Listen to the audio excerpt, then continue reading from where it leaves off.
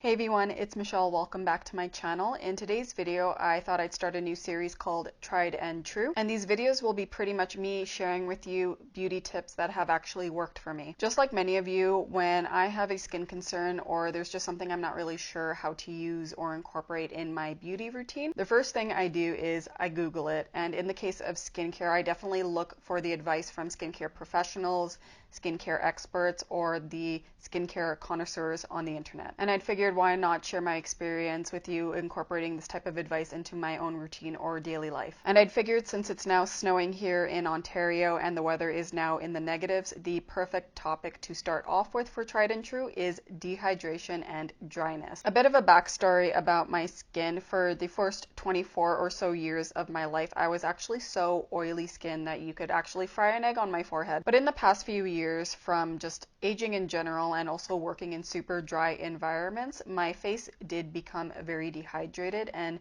very dry. Dehydrated in the sense that my face just felt very tight all the time. I felt like my nasolabial folds were a lot more prominent, and my skin in general just looked dehydrated. And in terms of dryness, just no matter how much moisturizer I put on my face, I felt like my skin was just dry to the touch. There wasn't even any trace of my natural skin oils. So after much trial and error, like 6 months to almost 2 years trial and error, I finally figured out the main tips that have worked for me really well, and I'm really excited to share them with you. All right, let's get into the video and share with you the tips that worked to help fix my dry and dehydrated skin. The first tip is probably the most common one, but for good reason, and that is to get a humidifier. If you are in an area of the world where it is very dry, and on top of that you have your heaters running, it does make the air very dry, and you need to set your environment up for success. At first I started off with having a small diffuser at my bedside, but I actually needed something that could last the whole night and affect the entire room, so I highly suggest that you just invest in a very good humidifier. Again, it's a very common tip and it seems so simple, but it is truly very effective, especially if you get the proper product for it. The one I'm featuring in the clipboard, I got this one from Costco. Costco, you can't go wrong with their return policy, and this one has 2 large tanks. You could also change certain settings on this humidifier as well, whether you want it to be warm air, cool air,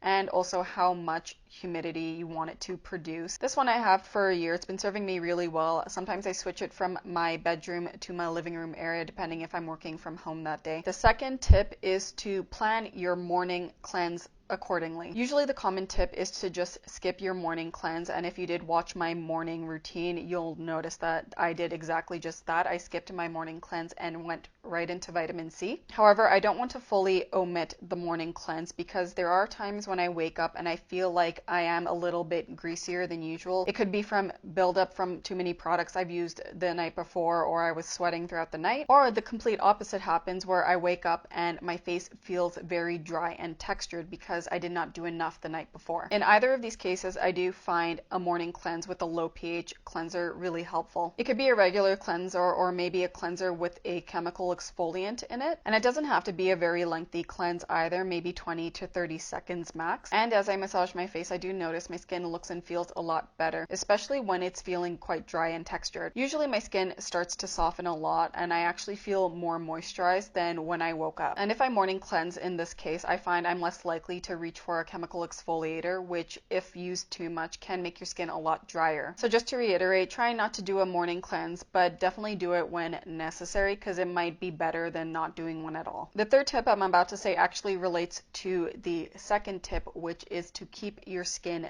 damp. Next to getting a good humidifier, this has probably been one of the biggest game changers in fixing my dehydrated and dry skin. By fully drying out our skin, we're pretty much just assisting the process of transepidermal water loss. I personally don't like having my face completely damp. I do like patting off any excess water while leaving it still slightly damp. And I found by doing this really simple step in my routine that my face is a lot more comfortable. Before, when I used to completely dry out my face, it was pretty much just racing to replenish what I have lost. Whereas by keeping my skin slightly damp, my face is very comfortable throughout my entire skincare routine, and I find I'm using less products than before. The final tip I have, which is actually a bit of a bulky one, is to add in extra humectants, emollients, and or occlusives. From my understanding, ideally you want those 3 components in your moisturizer. So the humectant to attract water, emollients to soften and smooth skin, and occlusives to seal that all in. An example of a moisturizer that I've been using and loving for my dry skin has been the Bioderma Atoderm Intensive Balm. I use this moisturizer in both my morning and nighttime skincare routine, so I'll be sure to leave the links to that down below or up in the cards. But even with a beefy moisturizer such as this, I do find it sometimes not enough, especially in the wintertime. So to add in extra humectants, emollients, or moisturizers, there are definitely other supplementary products that you can incorporate into your routine. And depending on your skin's needs, you may reach for either one type of these products or all of them. For humectant heavy products, they're usually found in hydrating toners, essences, lotions,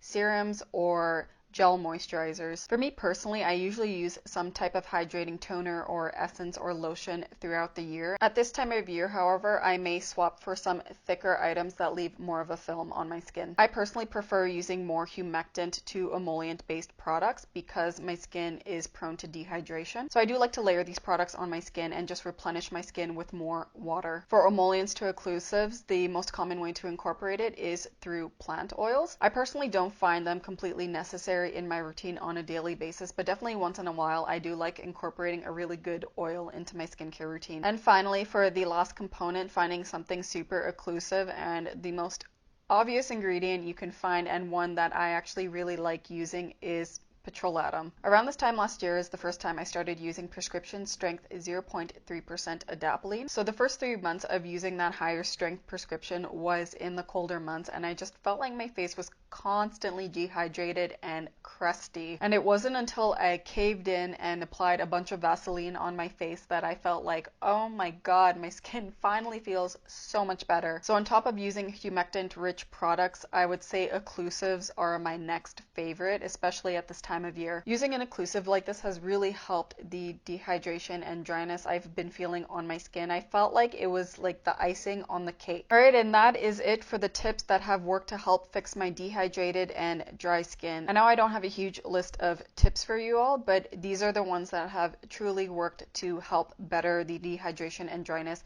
I have experienced for the past few years. And even now, it's around -10 outside. It was windy. The heat is on. I am wearing makeup. I've been wearing makeup since 9 a.m. this morning, and my face still feels really comfortable. If you enjoyed this video, please be sure to give it a like and subscribe to my channel down below. If you have any tips that have helped you fix your dry and dehydrated skin, please be sure to leave it in the comments down below, and I will see you all soon.